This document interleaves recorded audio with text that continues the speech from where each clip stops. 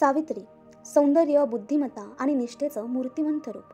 तिने निवडलं सत्यवानाला, पण तो होता एक संन्यासी राजपुत्र ज्याच्या मृत्यूची तारीख अगदी जवळ आली होती. तरीही सावित्रीने लग्न केलं. ती म्हणाली, माझं प्रेम निवड आहे, दया नाही. एक दिवस सत्यवान झाड तोडताना बेशुद्ध झाला. तेव्हा आले यमराज त्याचा प्राण घेण्यासाठी. पण सावित्री थांबली नाही.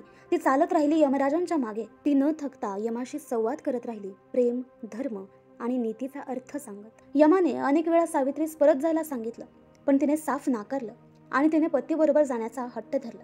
अखेर कंटाळून यमाने पती सोडून तिला 3 वर मागण्यास सांगितलं. सावित्रीने सासू सासऱ्यांचे डोळे आणि राज्य परत मागितले व आपल्याला पुत्र व्हावा असा वर मागितला. यमराजाने गफलतीने तथास्तु म्हटलं आणि अखेर यमराज हिरवले.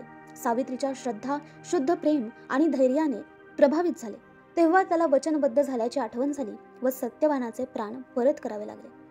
त्यांनी सत्यवानाला पुन्हा जीवन दिलं. आजही सावित्रीचं हे अढळ पतिव्रत्य आपल्या भारतीय संस्कृतीत वटसावित्री या व्रतानं जिवंत आहे. सत्यवानाचे प्राण सावित्रीने वडाच्या झाडाखालीच परत मिळवले.